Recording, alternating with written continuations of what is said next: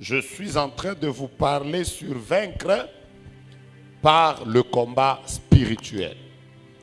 J'étais déjà en train de poser les bases, parce que je suis encore en train de poser les bases. La première base que j'ai voulu que vous compreniez, c'est que quand on parle du combat spirituel, mettez-vous à l'esprit que ça ne se passera jamais sur le plan physique. Le combat spirituel est d'abord et exclusivement spirituel. Arrêtez de vous battre avec les gens dans la chair. Arrêtez de vous battre avec les gens corps à corps. Nous ne sommes pas en train de faire les combats comme Bakole. Nous ne faisons pas des combats comme Mohamed Ali et Foreman. Nous sommes en train de nous battre en esprit. Et ceux qui combattent dans la chair, ils sont toujours vaincus. Le combat spirituel, on ne le bat pas dans la chair. Même si on te dit que quelqu'un est occultiste et il est sorcier, ce n'est pas parce que tu ne lui parles plus que tu as la victoire. Tu ne comprends rien du combat spirituel. Ce n'est pas parce que tu es allé là-bas, tu l'as grondé, que c'est vraiment la victoire que tu as. Le combat est spirituel et il faut se battre spirituellement. Beaucoup de chrétiens n'ont jamais compris des petites bases comme ça. Vous allez les voir, dès qu'on lui dit que telle chose ne va pas bien, alors il va dire, non, l'obésité, je ne lui parlerai pas. Parce que vous pensez que le fait de vous fâcher, je connais des gens qui ne parlent plus à leurs parents. Je connais des gens qui ne parlent plus aux membres de leur famille. Je connais des gens qui sont restés isolés. Pourquoi? Parce qu'ils croient qu'en restant comme ça, ils auront la victoire. Il y a une différence entre la discrétion et ne pas parler aux gens. La discrétion consiste simplement à vivre en ayant certaines choses de sa vie qu'on cache. Mais cela ne veut pas dire qu'on ne peut pas dire bonjour, on ne peut pas dire bonsoir. Je peux me mettre avec mon chef qui est très occultiste, mais le combat est d'abord spirituel. La deuxième base que j'aimerais que j'avais posée la fois passée, parce que ça aussi c'est important, c'est que nous n'avons pas la victoire parce que nous crions beaucoup. Nous n'avons pas la victoire parce que nous tapons les mains. Parce que l'église est remplie de religieux. Vous allez remarquer que quand on dit seulement « nous allons chasser les démons », tout le monde se réveille. Même ceux qui dormaient, ils se réveillent. Et c'est comme si, je ne sais pas qui nous avait dit que quand on commence à chasser les démons, il faut toujours taper les mains. Même moi, ça m'arrive. Parce que c'est comme ça qu'on a grandi. Dès qu'on dit « chassons les démons », tout le monde « oh, oh, oh ». Parce que les gens pensent que c'est en élevant la voix, en priant avec autorité, que tu as la victoire. Je vous ai dit la dernière fois, la victoire que nous avons dans le combat spirituel, c'est exactement comme le combat de David et Goliath. Comment s'était passé le combat de David et Goliath? Goliath s'était battu avec David à deux sur le terrain.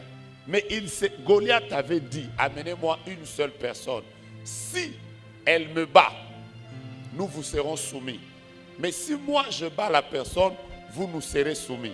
Ça veut dire le peuple était juste là à côté en train de regarder deux personnes qui se battaient. Est-ce que vous m'avez compris? La victoire d'une des personnes représentait la victoire de tout le peuple. Est-ce que vous avez compris ce que je veux dire? En réalité, bien-aimés dans le Seigneur, nous ne nous sommes jamais battus. Celui qui s'est battu, c'est celui qui est monté à la croix. Il a dépouillé les autorités, les principautés et les puissances. Maintenant, sa victoire à lui, comme nous sommes de son camp, automatiquement, nous avons la victoire. J'aimerais dire à un chrétien, tu n'as pas la victoire parce que tu jeûnes. Tu n'as même pas la victoire parce que tu marches dans la sanctification. Tu n'as pas la victoire parce que tu pries beaucoup à 2 heures du matin. La victoire, tu l'as parce que tu es en Christ. Ah, les chrétiens n'aiment pas ça. Dis à ton voisin, j'ai la victoire parce que je suis en Christ. C'est ça le principe. Si vous comprenez cet équilibre-là, Vous pouvez commencer à chasser les démons. Le diable n'a pas peur de vous. Il a peur de celui qui est en vous. La Bible dit Christ en nous, l'espérance de la gloire. La Bible déclare, petits enfants, vous avez vaincu. Parce que celui qui est en vous, il est plus fort que celui qui est dans le monde. Nous ne sommes pas forts.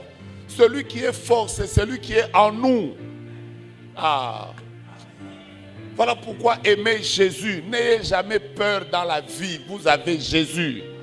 Ah, mon Dieu. Hier, je voyageais avec quelqu'un. Hier, j'ai beaucoup conduit. Je devais faire Lubumbashi, Kolwezi.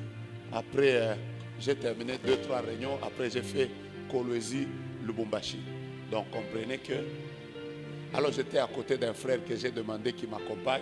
Chaque fois que... Vous voyez, il y a certaines voitures, quand tu dépasses seulement 120, ça commence à faire... ça te signale que, mon frère, tu es en train d'aller... Alors, j'étais avec un frère. Dès que ça fait seulement... Il m'a dit, PDG, diminue un peu parce que on risque d'entrer dans la promesse de Dieu sans jambes. Je dis, les chrétiens, vous êtes des peureux. Je n'ai pas dit que faire la vitesse, c'est pas... Non, je n'ai pas dit ça. Il faut être sage dans la vie. J'étais juste en train de dire que ce qui nous donne la victoire, en réalité, même si tu dors entre deux sorciers et que eux, la nuit, ils volent, parce que toi, tu es en Christ, ils sont même incapables de te toucher, même si ton corps les a touchés. Aime Jésus, frère. Nous sommes en Christ. La Bible déclare, il n'y a donc pas de condamnation. Il n'y a donc aucune condamnation. Pas pour ceux qui prient, pas pour ceux qui jeûnent, pour ceux qui sont en Jésus-Christ. Si dans ta vie, tu as connu cette expérience de rencontrer Jésus dans ta vie, frère, même si tu es un bébé spirituel, tu peux chasser le plus grand démon de ta famille.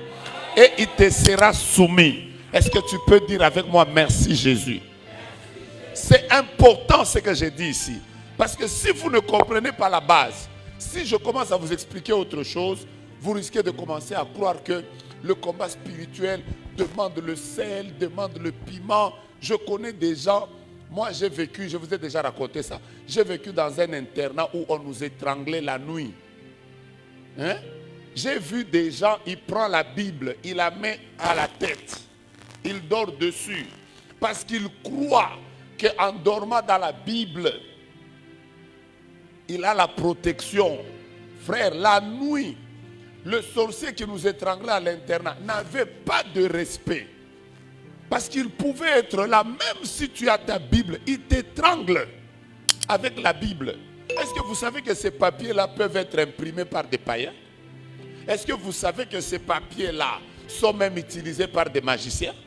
Ce n'est pas la Bible, c'est pas la Bible livre avec des papiers qui te donne la victoire. Ce qui te donne la victoire, c'est ta position en Christ.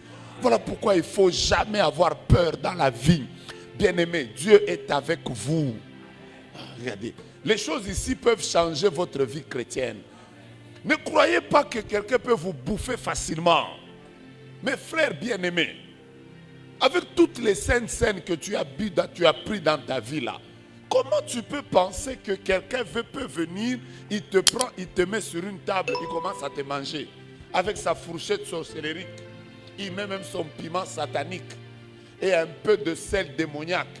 Après, il te bouffe. Dis avec moi, on ne peut pas me bouffer moi, je suis en Christ. Maintenant, je peux continuer? Voilà, donc j'insistais que le combat spirituel, c'est d'abord une réalité. Nous avons la victoire parce que d'abord nous sommes en Christ. Est-ce que ça c'est clair? Je sens que ce n'est pas encore clair.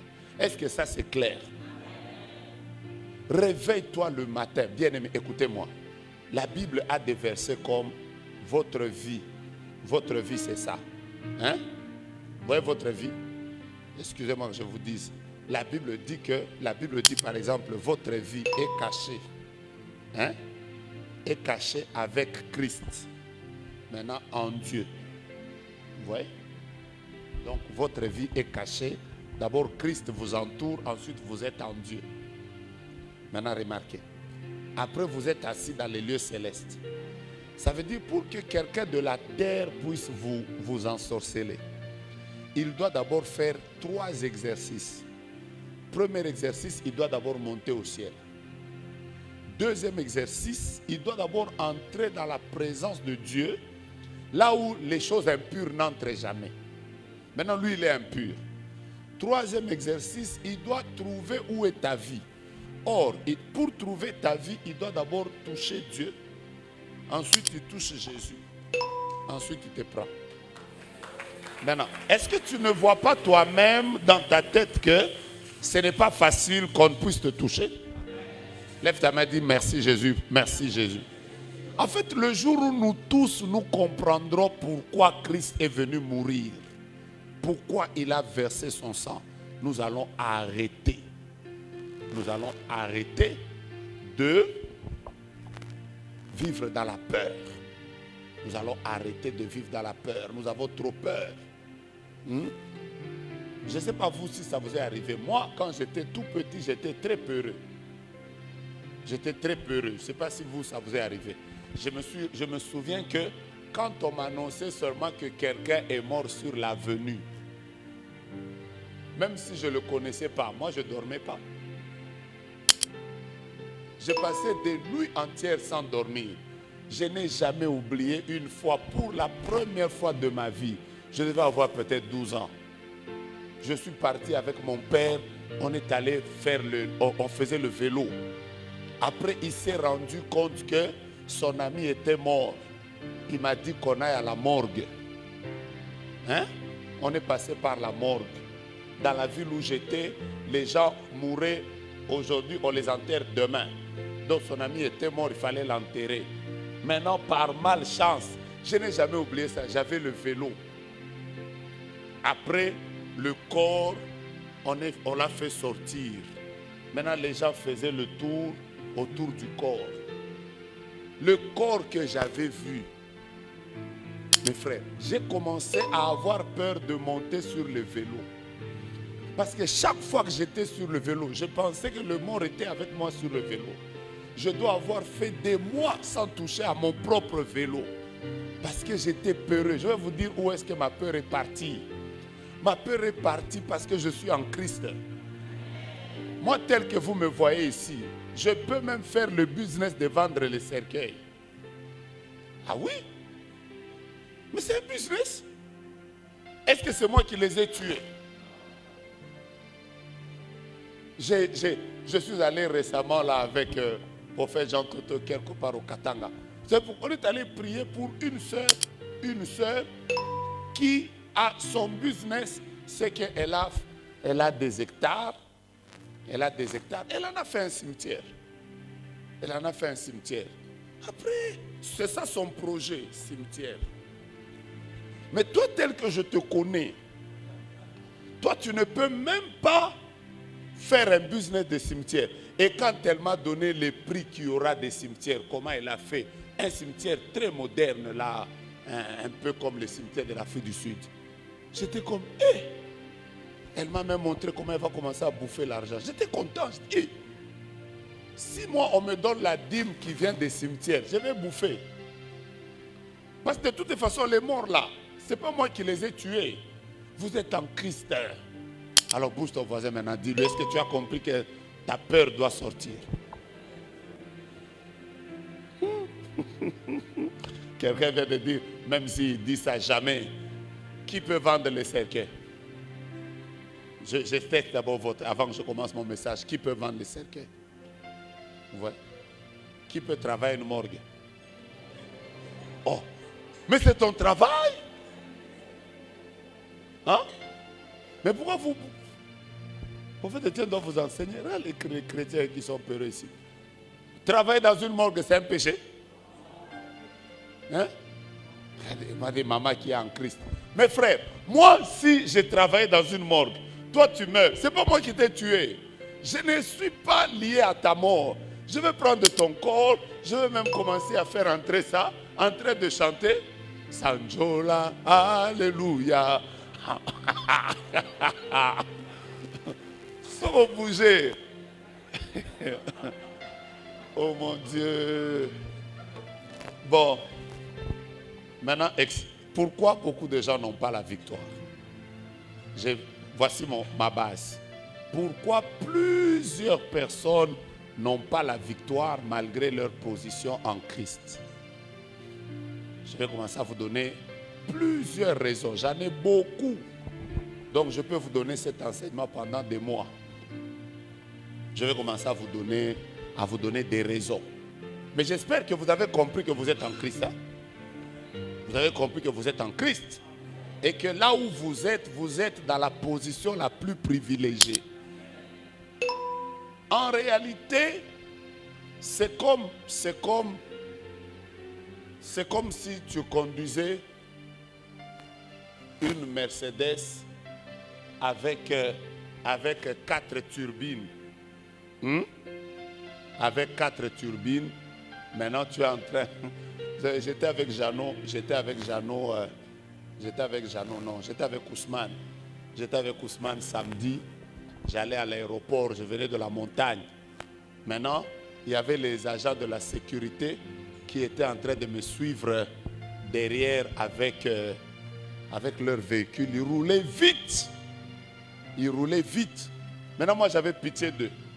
J'avais pitié d'eux parce que moi, j'étais en train de rouler 4 tuyaux d'échappement turbo. Donc, dès que je faisais je les laissais là-bas. Après, ils souffrent, ils se battent là. À un moment, je me dis, ces gens, ils risquent de faire l'accident. Parce que normalement, le type de voiture que moi j'ai roulé avec eux sur la même route, s'ils me dépassent, c'est ma faute. Parce que dès que j'accélère, bam, mon frère, je file là. Maintenant, eux, ils étaient là avec leurs 4x4. Ils pensaient que comme ils ont 4x4, toutes les 4x4 ne sont pas les mêmes 4x4. Ah, il y a des 4x4 qui tirent. Donc, en réalité, c'est comme si toi, un vélo te dépasse. Toi, tu es dans une voiture, maintenant, un vélo te dépasse. Ce n'est pas normal, non? Donc, ce n'est pas d'abord normal que tu sois vaincu par le diable. C'est là que je vais d'abord commencer. Vous devez commencer à considérer que le fait que je suis en Christ, c'est moi qui dois toujours dépasser. Je dois toujours être vainqueur. Maintenant, nous allons commencer à étudier ensemble quelles sont les causes qui font que quelqu'un, malgré sa position, il n'arrive pas à être vainqueur. Je vais vous en donner plusieurs. Roland. Roland là qui va appeler Roland au Bali.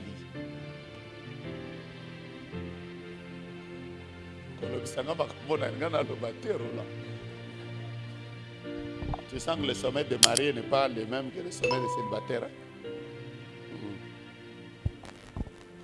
Roland, la moka, l'anda maté à petit. Bisous tout au bal avant yo. Je vais tirer pourquoi?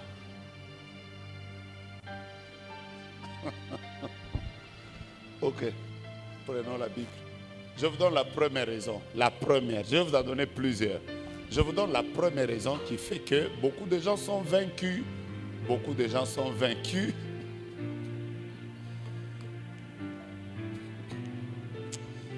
Surtout si tu te maries maintenant pendant la saison sèche.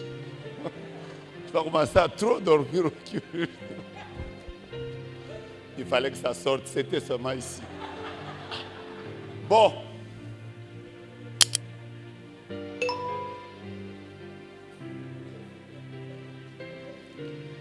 Vous savez que samedi, j'ai vu Roland à la montagne. J'ai toujours su que Roland prie, il vient toujours seul à la montagne. Samedi, je l'ai vu à la montagne. Je l'ai vu à la montagne. Lui-même, il était habillé en noir. Sa femme était en jaune. Je t'ai vu, non? Hein? Roland sortait du jardin botanique. On l'a déjà tenu comme ça. Alors, il veut nous prouver que... Il était en train de sortir. Vous l'avez vu? Hein? On le tenait là. Alors lui, il était là comme un boss. Là. J'ai dit, hé, Roland, l'homme d'une semaine de mariage. Vous allez boire l'eau avec la cuillère, mes frères. Ça, c'était une parenthèse. Bon, Maintenant, moi, j'étais au volant, là, j'ai regardé Roland de loin et j'ai dit, Première raison qui fait que beaucoup de gens n'ont pas la victoire. Je commence par la première raison. Je vais vous donner la première raison. Je sais que tu vas me dire déjà le péché.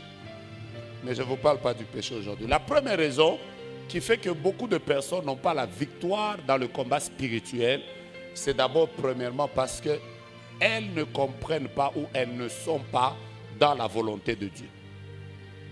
Je peux commencer par là. Ce soir, permettez-moi de vous parler un peu avec détail sur ça. La première raison qui fait que beaucoup de personnes n'ont pas la victoire dans le combat spirituel, j'insiste, c'est le fait que beaucoup de gens ne sont pas dans la volonté de Dieu. Bien-aimés, tout ce qui n'est pas dans la volonté de Dieu, même si vous chassez les démons comment, vous n'aurez jamais la victoire. Je vais déjà commencer par là. Est-ce que vous êtes prêts à écouter ce message? La volonté de Dieu. Vous ne pouvez pas être dans un mauvais endroit, là où vous savez que ce n'est pas la volonté de Dieu pour vous, mais vous êtes quand même en train de chercher à ce que Dieu vous donne la victoire. Ça ne marche pas comme ça. Vous devez toute votre vie être quelqu'un qui recherche la volonté de Dieu. Ce que Dieu n'approuve pas, ça ne marchera jamais pour vous. C'est parmi les premières choses que nous n'avons pas compris. Au début de notre foi, nous ici, nous avons prié pour des malades qui devaient mourir parce que c'était la volonté de Dieu qui les prenne. Moi j'ai vu des gens qui sont allés prier pour des morts.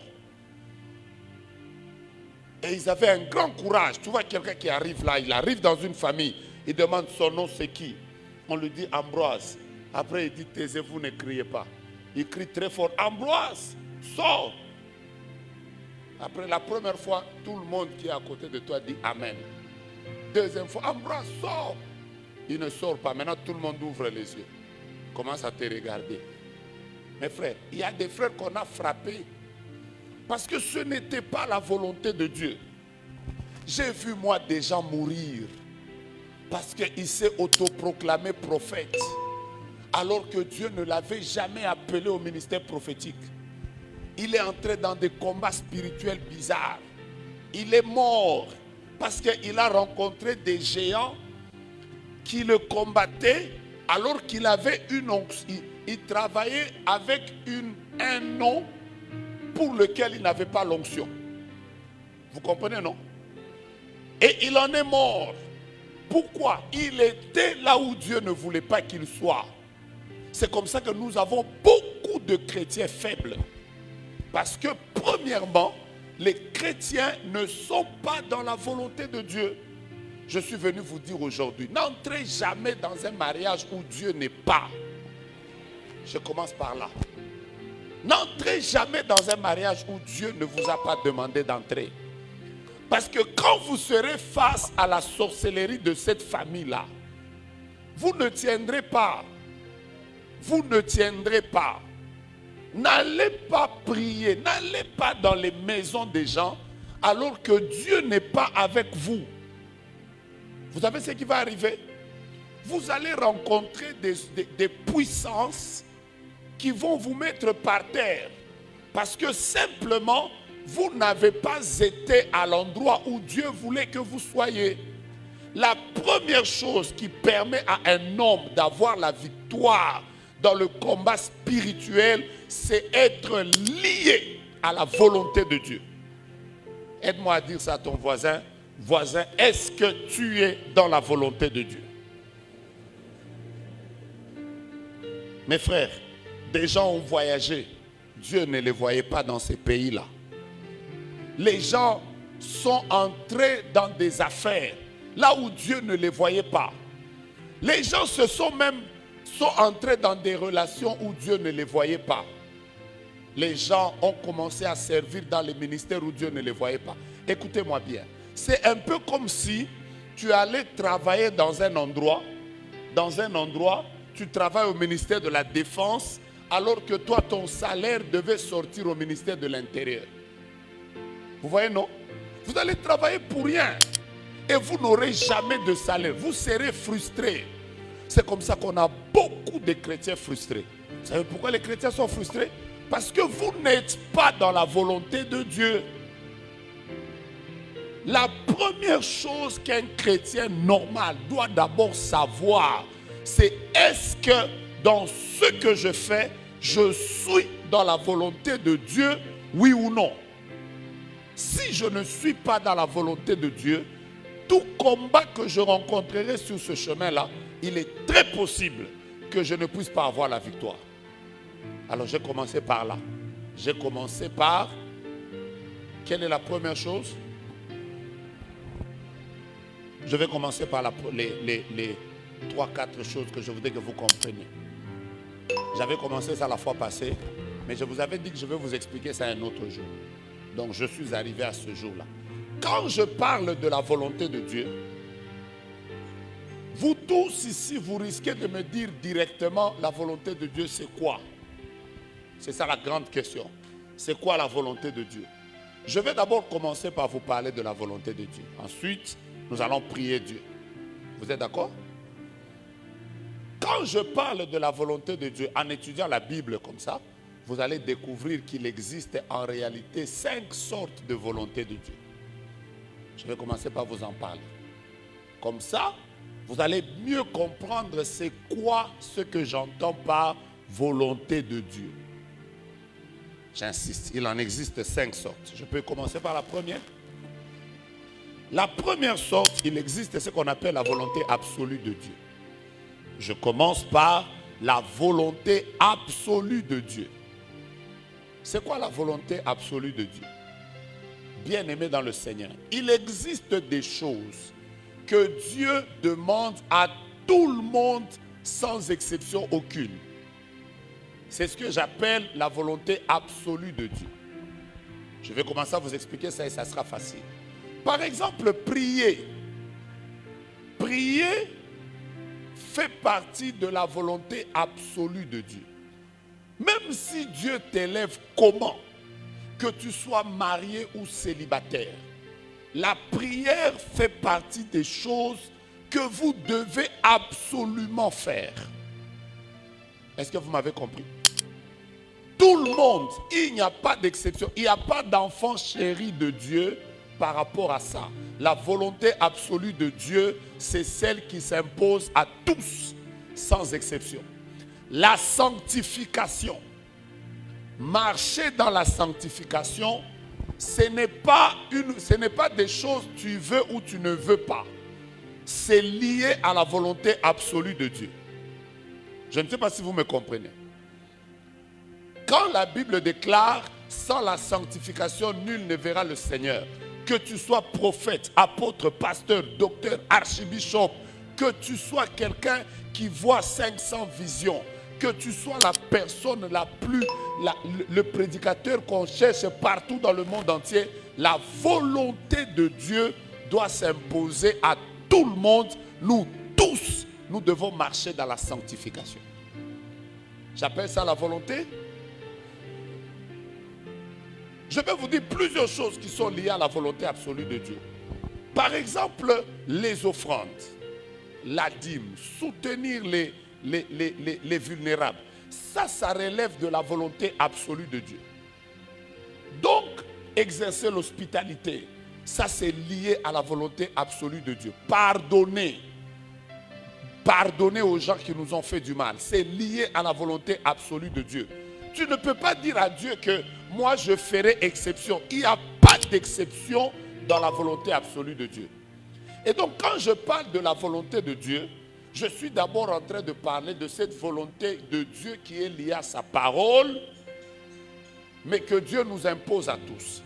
Tout chrétien doit marcher selon la parole de Dieu s'il aimerait avoir la victoire dans sa vie. Ça, vous n'allez pas me dire amen. Je reprends encore. Tout chrétien, quel que soit ce que tu seras, que tu prêches dans une assemblée de 100 000 personnes, que tu sois au dépôt, que tu sois à Deboye, que tu sois pasteur Simon, que tu sois pasteur Stéphane, Que tu sois le plus jeune prophète de ta génération, frère, obéissons à la parole de Dieu, nous serons vainqueurs. Vous savez pourquoi je vous parle de la volonté absolue de Dieu? Surtout les personnes qui ont la grâce prophétique.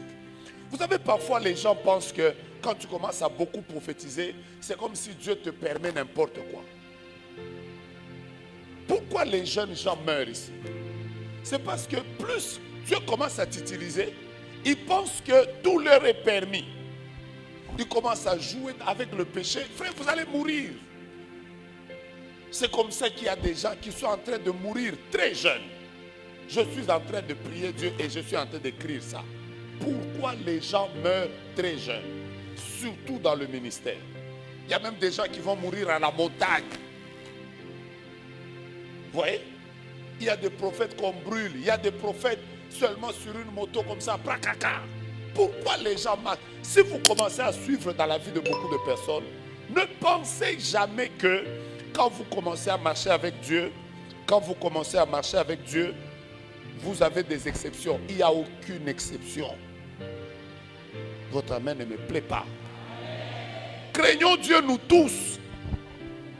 Même si nous devenons multimillionnaires, craignons Dieu nous tous.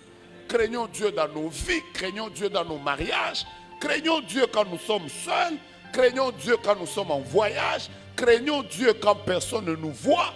Prions, obéissons à la parole de Dieu. Ça, c'est la volonté absolue de Dieu. Est-ce que vous avez compris quelque chose?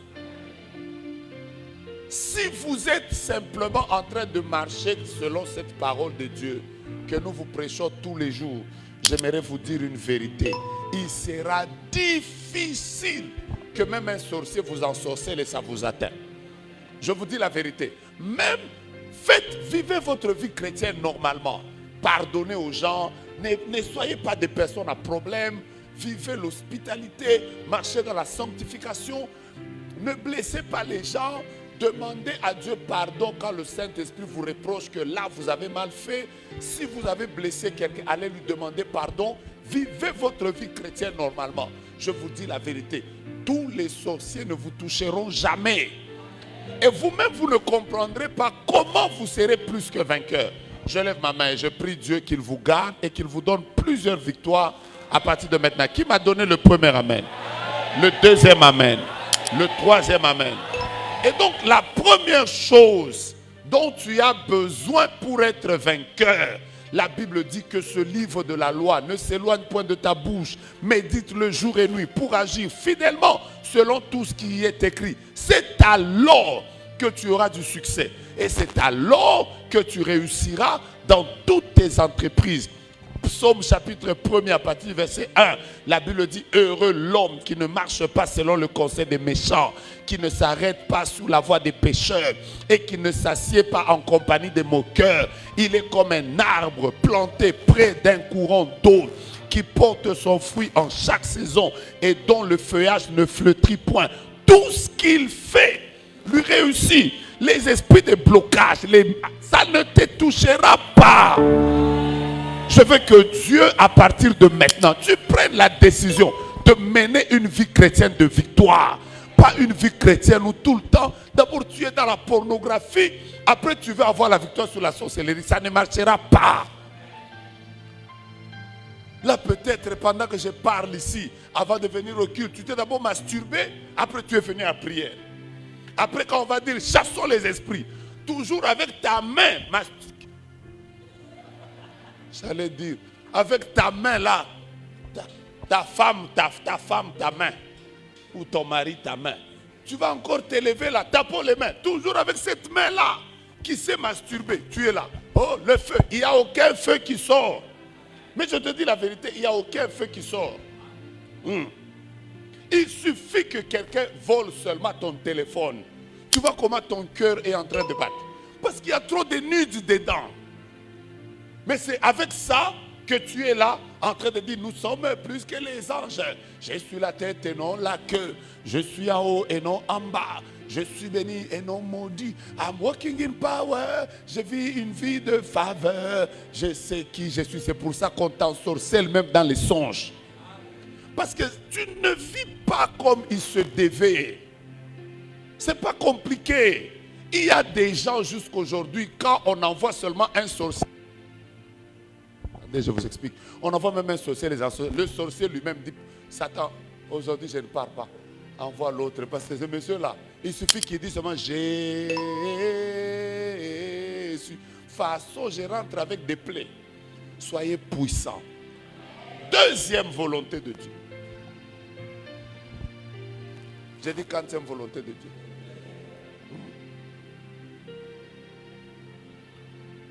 Il existe, bien aimé dans le Seigneur, ce qu'on appelle la volonté relative de Dieu. Je vais vous expliquer la volonté relative. Est-ce que vous voulez que je vous parle de la volonté relative? Voici là où il y a la force des gens et là où il y a la faiblesse des gens. Quand vous commencez à marcher avec Dieu, il y a des choses que Dieu vous demandera à tous. Ça s'appelle la volonté absolue. Mais il existe aussi des choses que Dieu ne demandera pas à tout le monde, mais qui te demandera seulement à toi. Ça passe ou ça casse? Ça, c'est la volonté relative. Chaque personne qui marche avec Dieu, chaque personne qui évolue, qui veut devenir puissant avec Dieu, il arrivera des jours où Dieu va te demander de prier, de marcher dans la sanctification. Tu marcheras dans la sanctification comme tout le monde. Mais il arrivera des moments où Dieu te demandera des choses à toi, mais qui ne demandera jamais à quelqu'un d'autre. C'est ça qu'on appelle la volonté relative. Dans la volonté relative, vous n'êtes même pas obligé de nous imposer ce que Dieu vous a demandé à vous, qui ne nous a pas demandé à nous. Et laissez-moi commencer déjà à vous choquer. Je peux décoller? Il est très possible que dans la volonté relative de Dieu, Dieu parfois vous demandera certaines choses qui ne sont pas forcément des péchés pour tout le monde. Mais à vous, il vous dira ne le fais pas. Je crois que ça commence à monter. Est-ce que vous savez qu'il y a des gens à qui Dieu a déjà interdit de mettre les bijoux? Les bijoux ne sont pas un péché. Tout le monde a le droit de mettre les bijoux. Tu peux même trouver quelqu'un, il se met même là, perforé 4 ici, 4 ici. Il met ici, 8, au doigt partout. Dieu ne lui dit rien. Mais quelqu'un d'autre, Dieu lui dit, toi, je ne veux pas que tu mettes les bijoux. Je vous explique comment est-ce que les gens sont puissants et comment est-ce que les gens sont vaincus. Moi, je connais quelqu'un à qui Dieu a déjà demandé de ne jamais mettre les pantalons. Est-ce que le pantalon est un péché? Non, je ne suis même pas dans ce débat. Mais dans la volonté relative, Dieu peut te demander à toi des choses. Je sais que vous voulez que je vous donne des exemples. Est-ce que vous savez que du temps de Samson, couper les cheveux n'était pas un péché? Donc dans la génération de Samson, il y avait des gens qui avaient aussi des cheveux coupés. Et Dieu ne leur reprochait rien. Mais à Samson, par rapport à sa mission, par rapport à son onction, par rapport à ce que Dieu voulait faire avec lui, Dieu lui a dit à lui, tu ne couperas pas, le rasoir ne passera pas sous ta tête. Frère, moi j'ai vu des gens mourir. J'ai vu des gens être attaqués parce que Dieu commence à t'élever. Dieu t'a déjà dit que l'alcool n'entrera pas dans ta bouche. Dès que tu commences à voir un peu clair, tu oublies qu'il y a une volonté. Je suis où? Il y a une volonté relative de Dieu liée à ta vie. Et tu commences maintenant, tu commences avec les débats comme normalement. Est-ce que normalement le vin c'est un péché? Oh c'est 1%, c'est 5%, oh c'est 15%. Normalement, tu viens maintenant avec des théories compliquées. Oh, le vin blanc accompagne le poisson et le vin rouge accompagne la viande. Et frère, toi, Kwanga, Tige, na Thompson, et ben non, quand on a apéritif. C'est entrer sans apéritif. C'est quoi? Je ne suis pas en train d'entrer dans les débats de... C'est pour ça que dans la vie, frère, il faut connaître la volonté relative de Dieu. Hein. J'ai discuté avec quelqu'un un jour qui me disait, oh non, je l'ai vu dans l'avion, il était en train de prendre son champagne, il prenait. C'est un pasteur, hein, il prenait. Oh. Après, il demande encore champagne. Oh. Après, il me dit, toi, tu ne prends pas. Je lui dis non. Après, il me dit, non, mais c'est pas un péché. J'ai dit, pasteur, pardon. Hein? Pardon. Qu'on n'entre pas dans les débats, on est dans l'avion. Moi, je te dis que moi, je ne prends pas. Hein? Respecte aussi ma conviction. Bois. Oh non, donc tu veux dire, je n'ai rien dit. Bois. Pourquoi ta conscience te dérange? Bois. Mais ne m'impose pas ça aussi parce que tu ne sais pas aussi comment moi je marche avec Dieu. Alors il y a des gens qui, surtout quand vous avez des grands ministères, vous devez à un certain moment de votre vie être capable de savoir qu'est-ce que Dieu me demande à moi qui n'a pas demandé à tout le monde. Je suis juste en train de vous dire, hein, ne vivez jamais comme tout le monde parce que vous n'êtes pas tout le monde. Ah. Dis ça à ton voisin, dis ça, dis-lui, je ne vivrai jamais comme toi. Je ne suis pas comme toi. Frère, il y a des gens à qui Dieu... Vous savez qu'il y a des personnes à qui Dieu... Moi, j'ai entendu. J'ai toujours dit ça à Lionel. C'est la seule personne que j'ai entendu plus de 3 prophètes lui dire, Dieu a dit, pour que ta vie aille de l'avant, tu dois rester au ministère. Vous avez jamais entendu ça? Une prophétie comme ça, c'est une volonté relative de Dieu. Quelqu'un d'autre peut même se fâcher et dire, je quitte le ministère. Mais il y a des personnes, Dieu ne le permettra pas. Tu fais seulement ce pas-là, tu as des problèmes. Après toi-même, tu ne comprendras pas comment ta vie commence à baisser. Tu ne comprendras pas comment certains combats commencent à t'atteindre. Parce que tu n'as pas fait ce que Dieu t'a dit. Nous ici, non, moi je peux prêcher même quand j'ai deuil. Même si j'ai deuil là, je peux prêcher. Parce que servir Dieu, ça ne dépend même plus des humeurs des gens. Hein? Que tu veux, que tu ne veux pas, ça c'est lié à la volonté relative de Dieu pour ma vie. Je le servirai toute ma vie entière. Même si je suis tombé dans les péchés, je rentrerai auprès de Dieu. Je vais aller où? Mais il y a des gens, bon. Maintenant, regarde-moi dans les yeux. Quand je te dis reste dans la volonté de Dieu, je suis aussi en train de te dire, chaque fois que tu désobéiras à la volonté relative de Dieu, qui est liée à ta vie, tu n'auras pas la victoire dans le combat spirituel. Ça passe ou ça casse? Je reprends ça. Chaque fois que tu désobéiras à ce que Dieu t'avait dit à toi, qui ne nous avait pas dit à nous. Vous savez qu'il y a des personnes à qui Dieu a déjà demandé, chaque fois que je te bénirai, pense aux orphelins.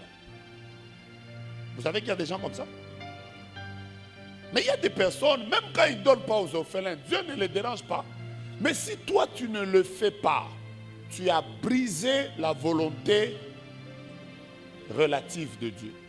Et quand tu brises la volonté relative de Dieu, frère, ne t'en fais pas, tu ne peux pas tenir dans un combat. Tu ne peux pas tenir, même un combat d'un sorcier qui est en train d'apprendre à voler dans la sorcellerie va t'atteindre.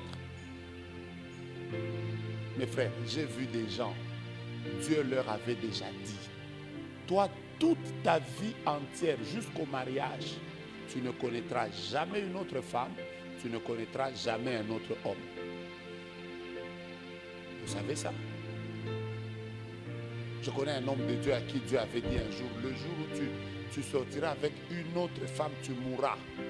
Vous avez l'impression que Dieu est même dur. Dieu a même dit tu mourras. Les autres peuvent même sortir avec quelqu'un et demander pardon.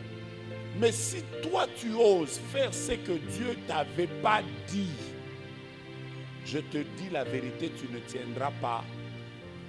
Tu vas mourir. Et tu mourras sans comprendre comment l'esprit de mort t'a touché. C'est parce que tu ne comprends pas quelle est la volonté relative de Dieu. Et laissez-moi vous dire que la volonté relative de Dieu tourne autour de beaucoup de choses. Dieu peut te donner une volonté relative qui est liée à ta gestion de l'argent, à la gestion de ton couple, même à la gestion de tes enfants. Dieu peut te dire que aucun enfant fera ça, ça, ça. Je connais des personnes, Dieu du ciel leur a dit que jamais n'importe qui te touche à la tête. Je vous explique comment est-ce qu'on se fait ensorceler. On devient faible dans le combat parce que tu as oublié la volonté relative. Tu es venu là, tu as dit, posez-moi les mains. Papa! Et tout le monde, on ne le touche pas à la tête. J'aime votre silence. Maintenant, regarde ton voisin, dis-lui la vérité. Regarde-le, dis-toi dans les yeux. Dis-lui, quelle est la volonté relative de Dieu qui est liée à ta vie?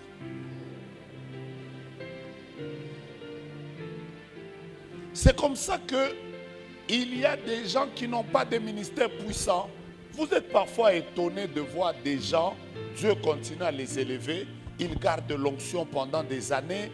Vous vous demandez comment est-ce qu'eux ils tiennent. Ils ont juste compris que moi, pour que je tienne face à tout ça, il y a des choses que Dieu m'a déjà demandées. Il suffit que j'y obéisse. Je verrai la gloire de Dieu.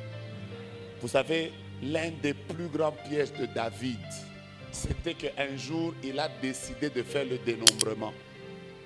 Juste ça. Dénombrer les gens n'est pas un péché. Tous les rois avaient le droit de compter le nombre de gens. Même au Congo, parmi les choses qu'on demande à tous les présidents depuis un temps, c'est que les présidents fassent le recensement. Au moins qu'on sache on est à combien de Congolais et qu'on nous donne des cartes. Donc le recensement n'est pas un péché pour un roi. Mais quand David fait ça, pas, Dieu le frappe. Il fait entrer la mort dans le peuple. Pourquoi? Parce que lui ne devait pas le faire. Qu'est-ce que Dieu te demande de ne jamais faire que tu fais? Je voudrais que tu réfléchisses aujourd'hui et que tu arrives à un niveau où tu vas dire à ton épouse, hein, nous dans notre couple, voici ce que Dieu nous a déjà dit, voici ce que Dieu nous a jamais dit. Et obéissez à la volonté relative. Je vous parle de la troisième volonté, je vous sens tellement fâché aujourd'hui. J'espère que je suis en train de bénir quelqu'un. Alors, quand on parle de la volonté de Dieu, j'ai envie d'entendre quelqu'un aujourd'hui dire au Seigneur, Seigneur, révèle-moi ta volonté pour ma vie. J'entends quelqu'un le dire. J'entends quelqu'un dire sa main en l'air, dis avec moi, Seigneur, révèle-moi quelle est ta volonté pour ma vie.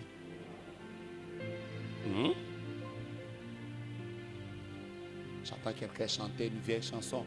Plus de toi, Seigneur, plus de toi, plus de ta ressemblance, plus de toi, plus de discernement de ta voix, de ta volonté.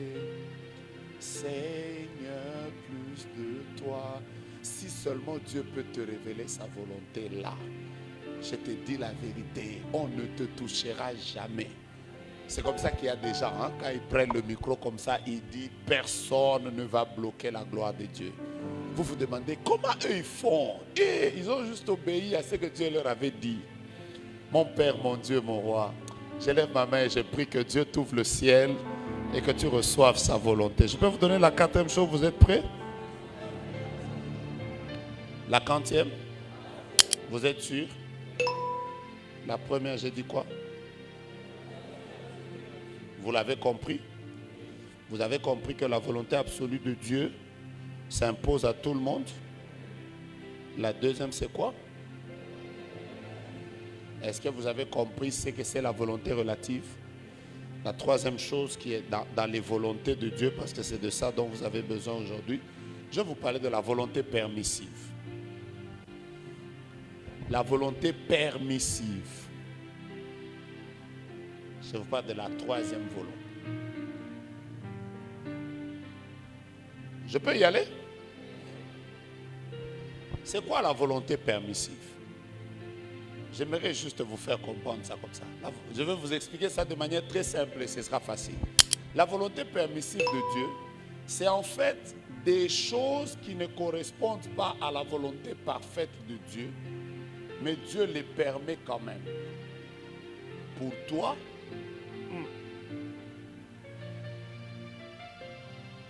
Mais souvent, ce que Dieu permet qui n'est pas lié à sa volonté s'accompagne de pleurs, s'accompagne de coups, s'accompagne de blessures, s'accompagne de plusieurs mêmes choses négatives qui peuvent arriver. Je sens que vous n'êtes pas encore prêts, ça va aller. Je reprends. Parce que je vais vous parler de ça un moment. Il existe la volonté parfaite de Dieu. Mais parfois, il y a des gens qui veulent tellement obtenir certaines choses, ils forcent tellement la main de Dieu que Dieu permet ça. Mais Dieu ne permet pas ça parce que c'est ça sa volonté pour toi. Il le permet comme, tu vois, hein? Je vais y aller, j'ai trop d'exemples. C'est un peu comme un bébé. C'est un peu comme un enfant. Hein? Moi, j'ai déjà vu ma femme faire ça. C'est l'exemple qui me vient à l'esprit. À une époque, vous voyez, les courants partaient beaucoup, on allume une bougie. Maintenant, tu vois, l'enfant veut seulement venir toucher à la bougie. On le fait sortir, il revient encore. Ah! On le fait sortir, il revient encore. Ah! Après un moment, sa maman approche seulement. Non, là, pas la flamme, l'eau seulement de la bougie là. Hein? Il dit, comme tu insistes, moi je t'interdis, comme tu insistes trop, bra. Hein? Hein? Vous savez, ce jour-là, j'avais aimé. L'eau de la bougie est tombée sur l'enfant. Hein? Sans réfléchir. L'enfant dit, ah! Après, maintenant, on lui dit, viens tenir. Il devient, ah! La leçon est entrée facilement, sans trop de prière. Vous savez pourquoi? Parce que tu insistes tellement sur des choses qui ne sont pas liées à la volonté parfaite de Dieu. Et maintenant, tu vois, je vous explique pourquoi beaucoup de gens ont des combats. Quand vous étudiez la Bible, par exemple, vous découvrirez plusieurs personnes qui ont été soumises à la volonté permissive de Dieu. Je vais commencer par le premier cas. On peut y aller? Vous n'êtes pas avec moi. On peut y aller. Dieu, depuis des années, ne voulait jamais que Israël puisse avoir un roi. Dieu ne voulait jamais ça. Il voulait que lui seul puisse être le roi d'Israël, qu'il soit sous un régime théocratique. Israël a regardé les autres peuples. Il a vu que les autres peuples avaient les rois. Après, ils ont commencé à faire la pression. Oh, nous voulons aussi qu'on ait un roi comme tous les autres peuples. Nous voulons aussi qu'on ait un roi. La volonté de Dieu n'était pas qu'ils aient un roi. Quand ils sont allés auprès de Samuel, Samuel leur a dit même, vous voulez un roi? Ce roi-là, il va vous dominer. Voici les conséquences. Il prendra vos biens, il prendra vos chevaux, il prendra même vos filles qui deviendront ses femmes. Israël a dit, même si c'est comme ça, nous on veut seulement que ce soit. Maintenant Dieu leur a dit, ok. Il va trouver quelqu'un qui était très élancé là-bas. Il est ouais, tchoup, Saül. Il le place là, il devient le roi. La volonté de Dieu n'était pas qu'Israël ait un roi. Il se retrouve avec un roi parce que tellement qu'ils ont insisté, ils voulaient toucher à la flamme de la bougie. Dieu dit, ok, touchez. Maintenant quand il touche à la flamme de la bougie là, maintenant il rencontre Saül, un homme bizarre qui avait des esprits de temps en temps, un roi. Maintenant vous avez un président de la République, de temps en temps il est envoûté. Et son envoûtement, maintenant il est roi, il doit prendre des décisions. Maintenant, il est de temps en temps envoûté. Il ne peut pas vendre l'Est du pays. Vous pouvez vous imaginer un peu. Parce que Pasteur Junior parlait de Balaam. Prenez cette... Balaam, ça c'est un autre. Il veut... Balak vient le chercher. Balak vient le chercher. Il lui dit, maudis-moi le peuple d'Israël. Maudis-moi le peuple d'Israël. Le gars, il va entrer dans la volonté, il va prier. Il dit, Seigneur, est-ce que je dois partir? Le Seigneur lui dit, ne pars pas. Vous allez voir que le gars là, il revient encore. Seigneur, est-ce que je dois partir? Maintenant, Dieu lui dit, pars. Maintenant, quand il est maintenant sur la route là, un ange était devant avec une épée, il voulait le frapper. Il a tellement forcé de partir parce que je crois que le gars là, il avait vu l'argent qu'on va lui donner et tout ça. Il a dit, je vais y aller. Je commence à vous parler de la volonté relative. Un jour, c'est que vous suivez. Hein?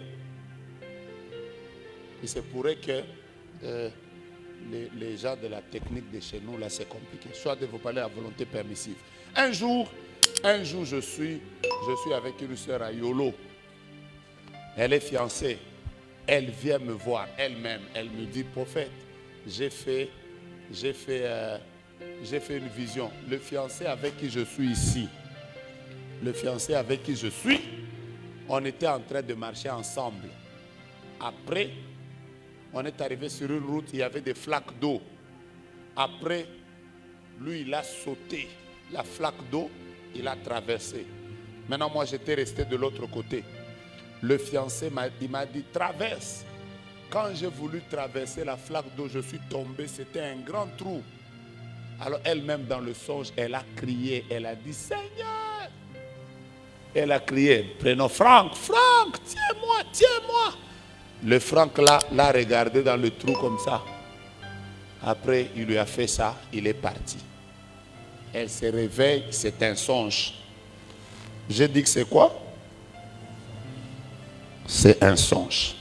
Elle se réveille, c'est un songe. Bon, selon toi, tu es son pasteur, quelle interprétation tu lui donnes? Qu'elle se sépare. Pourquoi? Bon, maintenant, moi, pour qu'elle ne puisse pas dire que c'est moi qui l'avais coupé, je lui ai seulement dit, ma soeur, le songe est clair. Ce songe ici est clair. C'est qu'un jour, le gars ici va te quitter. C'est le temps de te décider parce que Dieu lui-même vient de te parler. Dès que j'ai terminé de parler, elle m'a dit, ah papa, prie seulement qu'il change. Parce que moi, je l'aime seulement lui. En tout cas, je ne peux pas prendre quelqu'un d'autre, même si il va me quitter plus tard. Que Dieu seulement permette que ce soit lui. Bon, ce qui est arrivé, c'est qu'ils se sont mariés. Ils se sont fait quoi? Ils sont allés vivre en Belgique. Pendant que je parle ici, Franck l'a déjà laissé avec 4 enfants. Et il est allé encore, il lui a fait du mal. Il a déjà quitté. La sœur est restée malheureuse. Maintenant, de temps en temps, elle me dit toujours, Daddy, c'est toi normalement qui devais m'expliquer avec insistance. Je dis, expliquer avec insistance comment? Beaucoup de personnes sont vaincues. Parce que les choses dans lesquelles vous entrez, Dieu ne vous voit pas dedans. Bien-aimé, ce n'est pas parce qu'un homme, combien de gens se sont mariés aux païens? Parce que j'y étais, je suis déjà arrivé. Vous allez voir, on lui dit que c'est un occultiste. Il dit, papa, je vais prier, il va changer. Qui t'a déjà dit que le mariage c'est une campagne d'évangélisation? Qui t'a déjà dit ça? Tu as déjà changé combien de gens? N'entrez pas dans la volonté permissive. On va vous vaincre. Parce que rien ne prouve que Dieu sera avec vous là-bas. Parfois, c'est comme si Dieu vous a dit seulement allez-y. Vous allez rencontrer la mort si l'ange n'intervient pas. Et si l'ânesse n'intervient pas, on va te tuer, Balaam. Combien de personnes sont dans des voyages où Dieu ne les a jamais vus? Parce qu'on lui a dit. J'ai interdit récemment à une sœur ici qui devait aller travailler dans un bar à Lubumbashi. Donc elle devait être serveuse dans un bar à Lubumbashi. Les bars là de minuit à 4 heures. Je lui ai dit, ma sœur, n'y va pas. Elle m'a dit, papa, maintenant je vais rester ici. Comment? Ici, là-bas on m'a dit qu'on va nous loger. On va commencer à nous payer 350. Je lui ai dit, reste ici, souffre. Oh, on va partir. Après, elle est partie. Maintenant, quand on a commencé à les vendre là-bas, c'était une histoire de proxénètes là-bas. On commençait à les vendre auprès de Sugar Daddy. Maintenant, elle commençait à m'appeler Daddy. Tu peux m'envoyer l'argent pour que je paye un billet que je rentre. J'ai dit, moi, Amiwa, l'enfant de maman Joséphine, je te paye moi un billet pour tes histoires où tu n'avais pas écouté. Mère là-bas. C'était haut. Après, je l'ai vu récemment ici dans les 10 jours de prière. J'ai dit,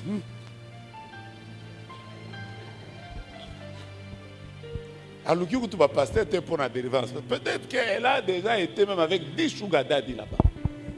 On ne sait jamais. Les gens forcent trop. Je vais vous expliquer comment on marche avec Dieu. Ne forcez jamais là où vous sentez que Dieu vous résiste. Ah mon Dieu. Dites-moi Amen, je vais vous bénir. Je répète, ne forcez jamais là où vous sentez que Dieu vous résiste. Parfois, Dieu peut vous résister. Toutes les portes, il ne va pas vous les ouvrir. Il y a des portes qui sont bien intéressantes, avantageuses. Vous aurez même de l'argent dedans. Vous allez même voyager. Mais Dieu ne vous y voit pas. Ne forcez pas. Peut-être que derrière la porte, il y a un poison. Pourquoi vous n'êtes pas vainqueur? Parce que parfois, vous savez que ce n'est pas la volonté de Dieu. Vous le sentez. Mais vous vous dites seulement, comme je n'ai pas d'argent. Soyez capables d'être des chrétiens qui peuvent vivre sans argent, mais qui obéissent à la volonté de Dieu. Soyez des chrétiens qui peuvent être capables de perdre les relations, mais de rester dans la volonté de Dieu. Soyez des chrétiens capables de perdre même un grand contact où on devait te payer 10 millions. Tu perds ça, mais tu as la joie d'être resté avec Dieu. Le jour où tu obéiras à Dieu, si pas aujourd'hui, si pas demain, Dieu te donnera les années qu'ont dévoré la sauterelle, le gélec et le gazap. Dis-moi Amen sérieusement. Un jour, c'est que... mes frères, Satan vous propose des choses. Mais la plupart de ces choses-là, Dieu peut-être n'est pas derrière. Est-ce que si Jésus avait changé les pierres en pain, ça n'allait pas obéir? Ça allait obéir. C'est possible même que Jésus devait dire, Pierre, changez-vous en pain. Ça se change en pain, il mange. Ça devait être un grand miracle. Mais une chose est sûre, Dieu ne devait plus jamais faire avec lui les choses qu'il devait faire avec lui. Il y a des choses, frères, on vous les proposera, c'est très beau. Vivez avec Dieu. J'entends quelqu'un dire, je préfère tout perdre et garder Dieu.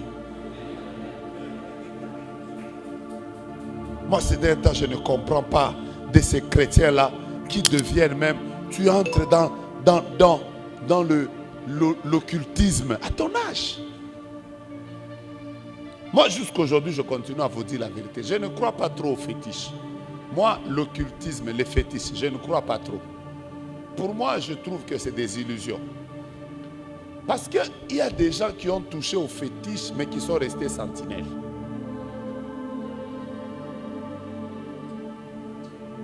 D'abord, je vais vous dire, aucun occultiste du Congo, aucun, est sur la liste des 10 millionnaires les plus riches du monde. Il n'y en a pas. Donc, leur occultisme là, c'est pourquoi? C'est pour remplir les démons seulement, non? Vous les occultistes qui me suivez là, vous n'êtes sur aucune liste des personnes riches du monde. Vous êtes entré là-bas faire quoi? Donc juste perdre votre âme, vous sacrifiez. Un chauffeur m'a dit un jour que papa, mon patron, quand je l'amène au boulot, je vois des choses. Je lui dis, qu'est-ce que tu vois? Donc son patron, quand il sort, il entre. C'était une autorité. Quand il sortait de chez lui, là, on fait...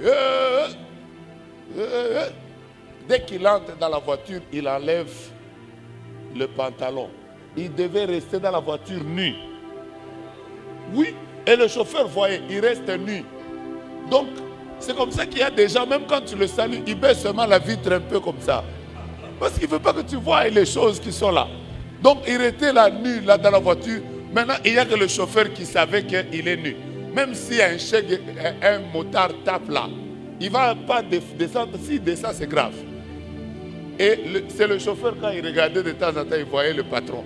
Maintenant, quand il arrive au boulot, quand vous voyez certaines personnes qui ne descendent pas dans le véhicule, il y a des choses qui se font. Alors là, maintenant, il s'habille dans le truc là, il s'habille.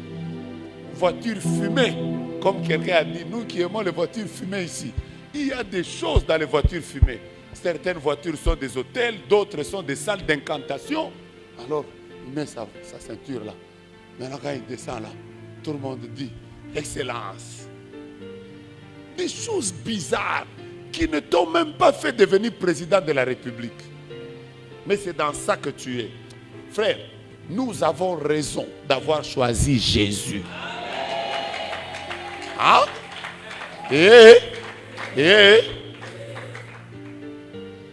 Comme moi ici aujourd'hui, j'ai voyagé, j'ai atterri. Je suis venu, j'ai prêché. Quand je suis arrivé chez moi, j'ai mangé mon foufou. J'ai mangé avec quoi d'abord aujourd'hui? C'est même pas ce que j'ai mangé aujourd'hui. J'ai mangé mon foufou, mais je sais que j'ai mangé mon dongo. C'était tellement bon là, j'ai mangé. Allez, j'ai fini, j'ai bu de l'eau. Comme ma voix est partie, j'ai mis mon thé au citron et je suis venu à la prière. C'est calme. Je vais rentrer calmement. Même si quelqu'un me dit, est-ce que tu peux me prendre dans la voiture? Je dis oui, entre. Parce que je n'enlève pas les habits dans la voiture. À l'intérieur, là, tu vas entendre seulement Katina Mabokonayo. C'est tout ce qu'on fait. Oh! On arrive là, on arrive. Mais vous là, d'abord tu vas entendre une voix là. Donc même ta voiture, c'est comme l'enfer. Ah. Croyez en Jésus. Jésus vous aime. Est-ce que je peux vous parler de la 4e volonté? Mon message vous bénit. J'ai dit la première volonté, c'est laquelle? La volonté absolue. La 2e volonté, c'est laquelle? Grâce à tu ne m'as pas répondu. C'est la volonté relative. La 3e, c'est laquelle? Je vais vous parler de la 4e volonté. C'est la volonté souveraine de Dieu. Je peux vous parler de la volonté souveraine de Dieu? C'est même la volonté de Dieu la plus difficile. Parce que dans la volonté, suivez-moi bien, dans la volonté absolue de Dieu, vous pouvez découvrir la volonté absolue de Dieu en lisant sa parole et vous la comprenez. Vous pouvez entrer dans la présence de Dieu et par la voie de la révélation, Dieu peut vous ouvrir sur la volonté relative. Ça passe ou ça casse. La volonté permissive, vous pouvez sentir même comment l'esprit vous résiste. Mais vous forcez. Vous-même, vous savez que j'ai forcé pour entrer là. Mais je vais vous dire une volonté la plus difficile. C'est la volonté souveraine de Dieu. Parce que souvent, dans la volonté souveraine de Dieu, Dieu ne nous parle pas. Il ne nous donne pas de prophétie. Parfois même, aucun prophète n'a vu ça. La volonté souveraine de Dieu est parfois insondable.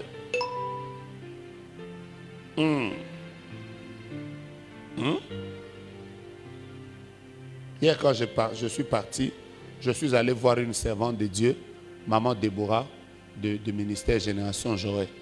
Je suis allé la voir à Likasi, je suis resté chez elle là, j'ai pris mon temps. Mais cette servante de Dieu, elle est parmi les grandes prédicatrices que je connaisse. Avec son mari, un grand prédicateur. Ils ont fait 20 ans de mariage et c'est cette année, la 20e année qu'elle a eu son premier bébé. Vous vous imaginez, donc hier j'étais là, j'étais content, je suis allé partager avec eux la joie.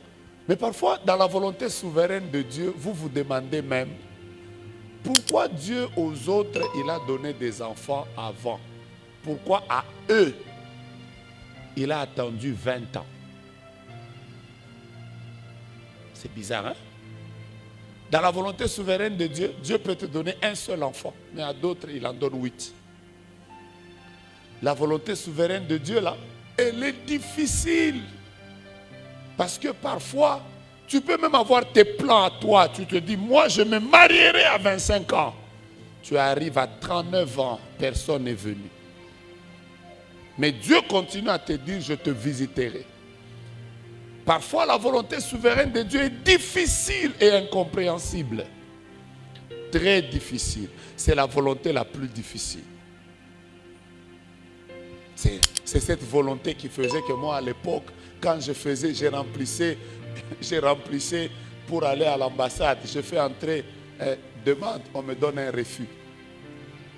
Parfois, tu te demandes, mais pourquoi Dieu refusait alors qu'aux autres, il acceptait?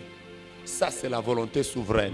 Et j'aimerais vous dire que la volonté souveraine de Dieu, parfois, Dieu est capable de faire que quelqu'un se retrouve veuf, mais quelqu'un d'autre, il vit avec sa femme longtemps. Quelqu'un d'autre se retrouve orphelin. Mais quelqu'un d'autre aussi ne se retrouve pas orphelin. Parfois, nous qui avons perdu nos papas il y a des années, on demande à Dieu pourquoi il les avait pris. Pourquoi il ne nous avait même pas permis aussi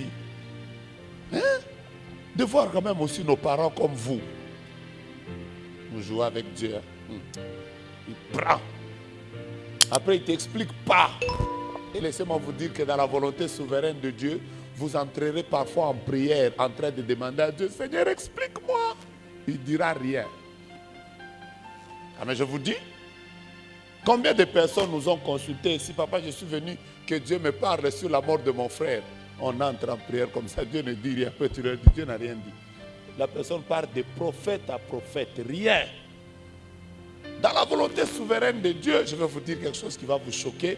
C'est comme si la volonté souveraine de Dieu n'obéissait à aucune prière.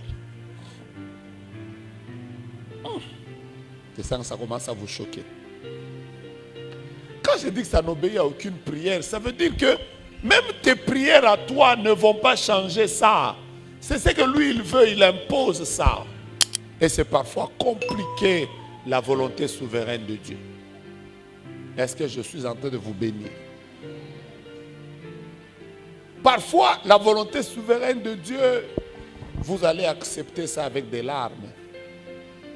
Vous serez en train de pleurer, mais vous devez accepter ça. Ça s'appelle la volonté souveraine. La seule volonté de Dieu que tout le monde n'aime pas beaucoup. Mais j'ai envie de vous dire aujourd'hui, je suis en train de parler calmement. J'ai envie de vous dire aujourd'hui, quel que soit ce que Dieu permettra dans vos vies, même si vous ne comprenez pas pourquoi ça vous est arrivé, ne murmurez jamais. Continuez à faire confiance en Dieu et ne l'abandonnez pas. Parce que même si les voix, vous savez quoi? La vie c'est comme un puzzle. Qui a déjà joué au jeu de puzzle? Parfois Dieu fait comme s'il jouait aux dames. Et c'est lui-même qui sait comment il va terminer son jeu. Et nous on est comme des pions. Parfois il te met là, on te bouffe. Il te met là, on te bouffe. Tu ne comprends rien du tout. Le pasteur Albert Loukoussa, feu pasteur Albert Loukoussa avait l'habitude de dire, Dieu trace droit en faisant des courbes. Je peux reprendre ça? Il disait que Dieu trace droit, mais en faisant des courbes. Ça veut dire qu'il sait qu'il est en train de t'amener là. Mais au lieu de t'amener seulement là, il te fait ça. Pou. Tu te perds d'abord là, après il te fait encore pou. Après il te fait un peu des zigzags. Parfois tu commences à te demander, une sœur un jour a dit à Dieu, Seigneur, je ne suis né qu'en 1980. Toi tu es alpha et oméga. Tu gagnes quoi en faisant souffrir une enfant comme ça? Toi tu es l'ancien des jours. Et mon là, frère.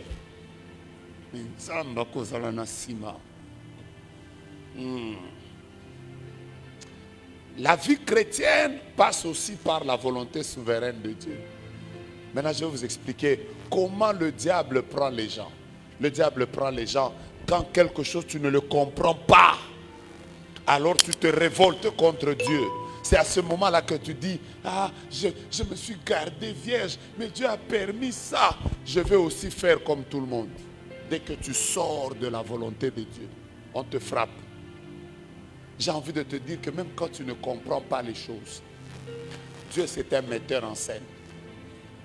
Le premier épisode, on peut être là comme si on t'a tué. Le deuxième épisode, tu vas voir comme si tu as perdu. Troisième épisode, tu vas pleurer à l'intérieur. Quatrième épisode, mais à la fin, tu te mettras un jour là en train de dire, je ne comprenais pas.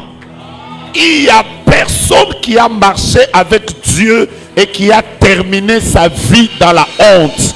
Je le répète, il n'y a personne qui a marché avec Dieu et qui a terminé sa vie dans la honte. Même toi à qui je parle maintenant, même si tu ne comprends pas ce qui t'arrive, une chose est sûre, tu ne termineras pas ta vie dans la honte. J'entends quelqu'un le dire, je ne terminerai pas ma vie dans la honte. La Bible déclare que ceux-là qu'il a prédestinés, il les a appelés. Ceux-là qu'il a appelés, il les a justifiés. Ceux-là qu'il a justifiés, il les a glorifiés. La Bible dit que nos légères afflictions du moment ne peuvent pas être comparées à la gloire à venir. Parfois, on ne comprend pas la volonté de Dieu. Parfois, la volonté de Dieu nous fait pleurer. Parfois, tu perds un travail. Parfois, une porte se ferme. Dieu le permet parce qu'il aimerait te donner quelque chose de meilleur. D'ailleurs, je suis en train de prophétiser. Donne-moi seulement ton nom. Donne-moi seulement ton nom. Je prophétise sur toi. Tu vas terminer cette année dans la gloire. Donne-moi seulement ton nom. Tu vois comment tu es combattu dans les fiançailles. Tu vois comment tu es combattu dans le mariage. Ce n'est pas le diable qui a le dernier mot. Le dernier mot appartient à Dieu. Je suis comme Job. Je ne comprends pas pourquoi mes enfants sont morts. Je suis comme Job. Je ne comprends pas pourquoi est-ce que j'ai perdu mes biens. Mais une chose est sûre, je sais que mon Rédempteur est vivant. Et il se lèvera le dernier. Je bénis ta vie et je déclare que tu termineras ta vie dans la gloire. Tu t'es retrouvé orphelin, tu t'es retrouvé orpheline, tu t'es retrouvé, tu as perdu un fiancé, tu as perdu un travail, tu as connu la honte, tu as connu l'échec, tu as perdu ton ministère, tu as perdu la maison, on t'a arraché le travail. Il existe au ciel un Dieu qui sait où il est en train de t'amener. Aujourd'hui tu es à A, demain il va t'amener à B, après il va t'amener à D, après il va t'amener à F, après il va t'amener à T, après il va t'amener à L, après il va t'amener à M, après il va t'amener à N. Mais une chose est sûre, avant d'arriver à Z, ta vie va briller dans la gloire. J'entends quelqu'un saluer ses voisins, leur dire, je ne comprends pas Dieu, mais je sais au moins là où sa volonté va me faire arriver. Je bénis le Dieu des veuves. Je bénis le Dieu des orphelins. Je bénis le Dieu des temps difficiles. Je bénis le Dieu de nos humiliations. Je bénis le Dieu de nos échecs. Je bénis le Dieu de nos pleurs. Je bénis le Dieu de nos rejets. Je bénis le Dieu de nos abandons. Si on n'était pas passé par là, on ne serait pas arrivé où on est arrivé.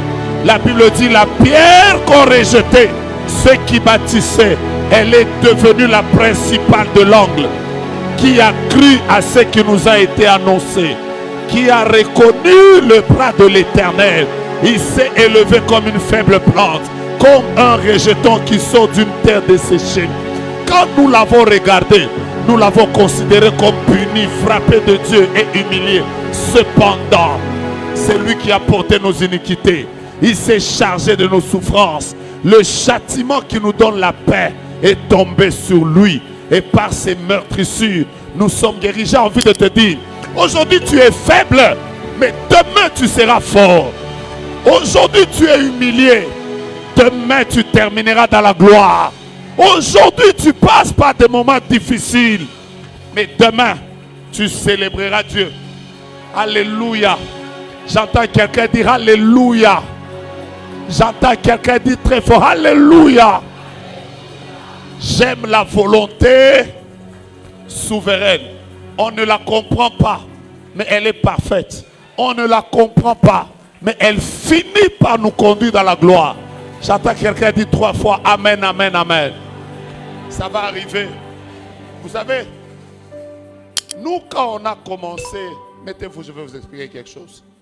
Nous quand on a commencé la génération Joël, ce que je vous dis, il n'y a que les vieux de la génération Joël qui connaissent. Les vieux, hein, pas les gens qui sont venus à la génération Joël ici, qui ne font que créer des problèmes. Je parle des vieux.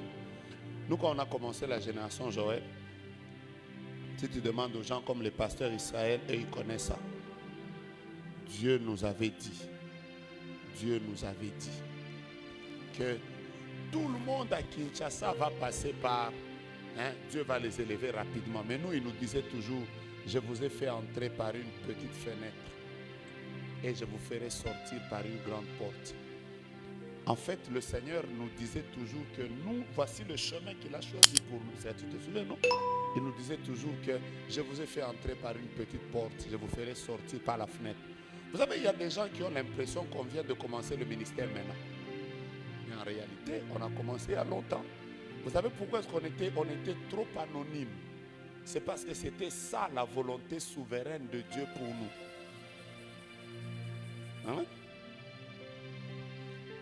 Aujourd'hui, j'étais dans l'avion, je me suis rendu compte que là où j'étais, c'était une église. Parce que tous les hôtesses, même les pilotes, ils venaient seulement là. Oh papa, prière. Moi-même, je me suis levé, hein, tellement que ça a dérangé tout le monde. Je me suis même levé. Je suis même allé là où il y a les hôtesses là pour commencer à prier pour les gens. J'ai fait une église. Hein. J'ai fait une église.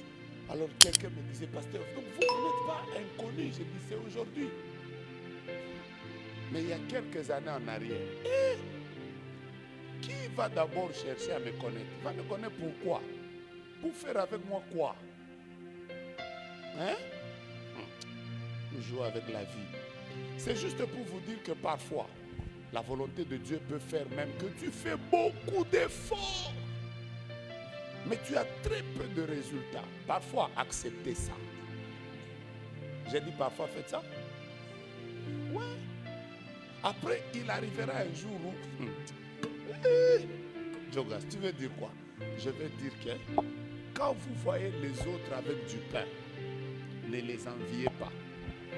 Laissez-les manger. Ils vont manger le premier jour. Ils vont manger le deuxième jour. Ils vont manger le troisième jour. Maintenant, le troisième jour, tous les pains qu'ils avaient amenés sera déjà fini. Maintenant, Jésus aura besoin du pain pour multiplier. Maintenant, celui qui n'avait pas mangé son pain et qui les avait gardés, il n'en avait que 5 et 2 poissons. C'est celui-là que Jésus va présenter pour nourrir les autres. Je change ma phrase. Je change ma phrase. Les haricots qu'on prépare aujourd'hui ne sont pas les mêmes que nos parents préparaient à l'époque. Depuis un temps, je me pose toujours la question. Moi, en tout cas, à l'époque, quand j'étais petit, par exemple, le dimanche, chez nous, on mangeait les haricots. Mais c'est comme si on commençait à les préparer déjà samedi. Hein? Vous ne trouvez pas que les haricots aujourd'hui se préparent vite? C'est dû à quoi? C'est comme si on commençait à préparer ça déjà samedi. Après dimanche, quand maman vient, elle met seulement lui là. Maintenant, nous, avant de préparer le haricot, pas les haricots d'aujourd'hui, je vous parle de nous. Nous, on choisissait les haricots. On prenait ce qui était troué, tout ça, on mettait de côté. Le bon, c'est ça qu'on préparait. Maintenant, je t'explique ce qui est arrivé. Quand tu mets les haricots dans la casserole comme ça, brrr, hein, tous les haricots qui montent vite là, brrr, on ne les préparait pas. C'était les haricots troués. On les enlevait. Mais le haricot qui traînait en bas là, c'est ça qu'on mangeait. J'ai envie de dire, les gens qui sont élevés trop rapidement, brrr, souvent c'est des haricots troués. Vous qui patientez, c'est vous qu'on va mettre sur la table. Est-ce que j'ai dit quelque chose? Tape ton voisin, dis-lui, voisin, j'attends, j'attends, j'attends. Je termine par la dernière volonté de Dieu, sinon vous allez vous fâcher. Oh, mon temps est passé. Je crois que je m'arrête là. Et donc la dernière volonté de Dieu, même si je ne vais pas commenter ça, la dernière volonté de Dieu, comme vous le savez, c'est la volonté parfaite. C'est la volonté. c'est la volonté parfaite. La volonté parfaite de Dieu. La volonté parfaite. Dieu a une volonté parfaite. Aujourd'hui, on va faire une toute petite prière, pas compliquée. On va juste dire au Seigneur, Seigneur éternel, que je reste dans ta volonté. Les genres de prières que les chrétiens ne font plus beaucoup. Dis à Dieu, Seigneur, je me souviens que nous, les prières qu'on faisait à l'époque, on disait à Dieu, Seigneur, si tu vois comme si je veux sortir de ta volonté, utilise même le fouet. Frappe-moi pour que je comprenne que je dois rester dans ta volonté. C'est des fortes prières. Hein? Les gens aimaient la volonté de Dieu. Écoutez-moi bien. Quand vous commencez à marcher avec Dieu, évitez votre propre volonté. Laissez la volonté de Dieu. Vous serez toujours vainqueur. David, quand il allait en guerre, avant d'aller en guerre, il ne posait qu'à Dieu une seule question. Monterai-je? Si Dieu lui dit monte, alors il part et il remporte la victoire. Les chrétiens sont faibles aujourd'hui parce que très peu sont dans la volonté de Dieu. Alors quand tu es dans la volonté de Dieu et que tu vis des combats, voici la dernière prière à faire. Tu peux même dire à Dieu, Seigneur, ici le diable ne peut pas se jouer de moi. Tu m'avais dit. Est-ce que j'ai parlé à quelqu'un? Je suivais un témoignage il y a 2 jours d'une maman qui avait fait des années sans avoir des enfants. Après un jour, dans une vision, Dieu lui dit, je vais te donner un enfant, ce sera un garçon. Et cet enfant qui est un garçon s'appellera Joas. C'est vraiment le nom du témoignage. Que l'enfant va s'appeler Joas. Et donc, elle a évolué avec la grossesse. Le jour où elle devait accoucher, le médecin regarde, le médecin teste. Après, le médecin lui dit, d'abord, on va te faire accoucher par césarienne, mais ensuite, ton enfant n'a pas de vie dans son ventre. Et on a fait la césarienne, on a fait sortir un enfant mort qui était à ses côtés. Et elle a commencé à pleurer. Elle a commencé à pleurer, elle pleurait. Seigneur, mon enfant. Pendant qu'elle pleurait, le Saint-Esprit est venu lui dire, est-ce que je t'avais donné un nom pour que ton enfant soit mort?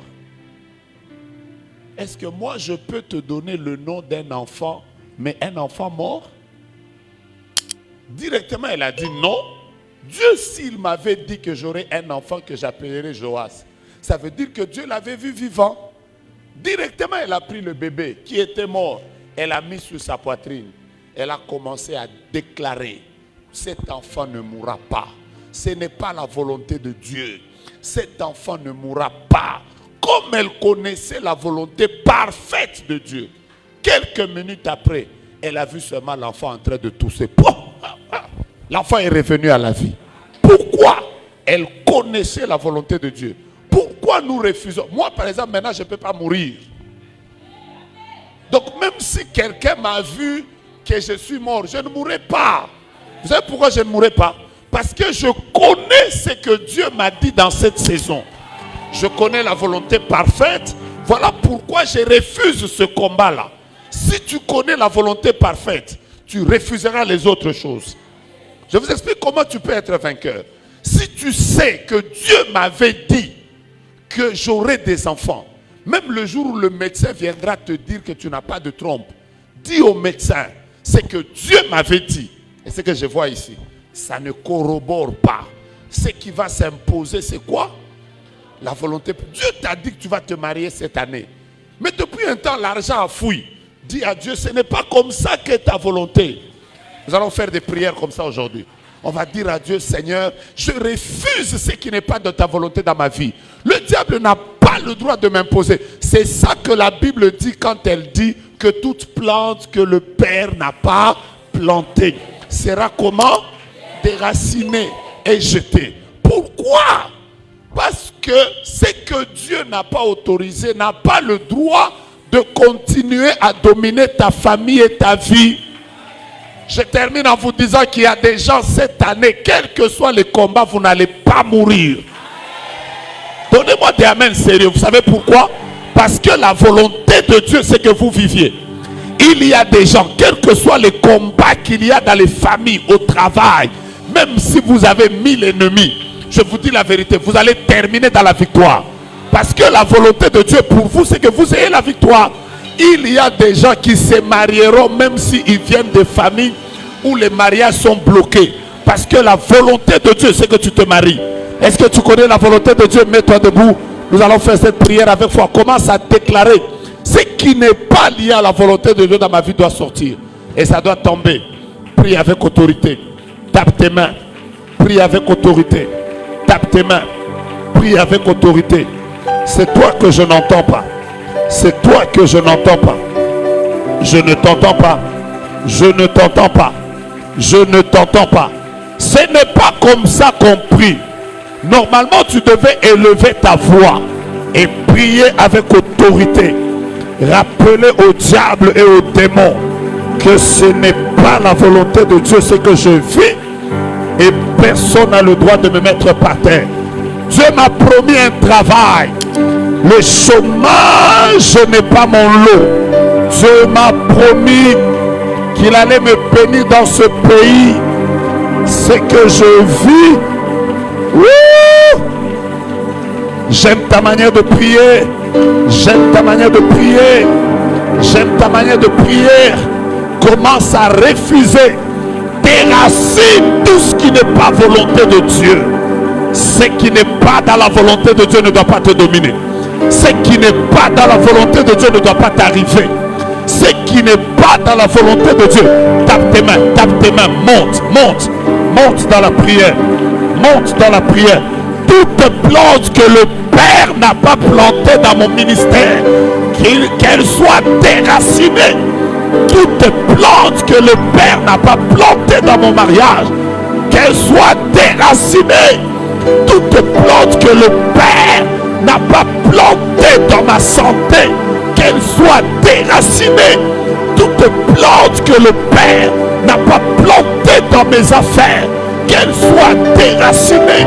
Toute plante que le Père n'a pas plantée au milieu de nous, qu'elle soit déracinée. Toute plante que le Père n'a pas plantée dans mes enfants, qu'elle soit déracinée.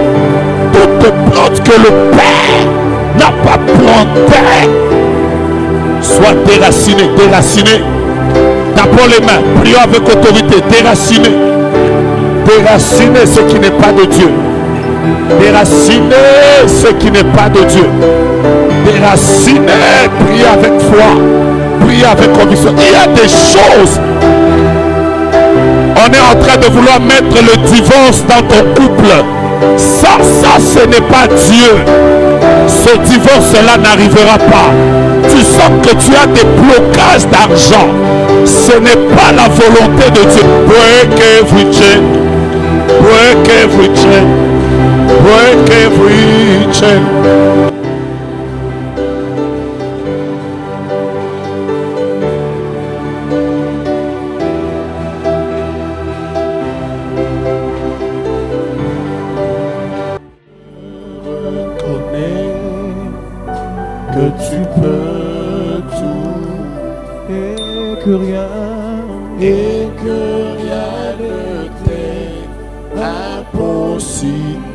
Chantons encore ça. Je reconnais que tu peux tout, Seigneur.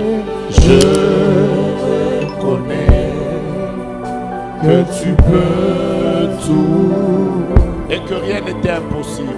Et que rien n'était impossible. Je reconnais. Je reconnais que tu peux tout. Et que rien n'était impossible. Et que rien n'était impossible. Seigneur, fais-moi voir ta gloire, Camon. Seigneur, fais-moi voir ta gloire. Seigneur, fais-moi voir ta gloire. Seigneur, fais-moi voir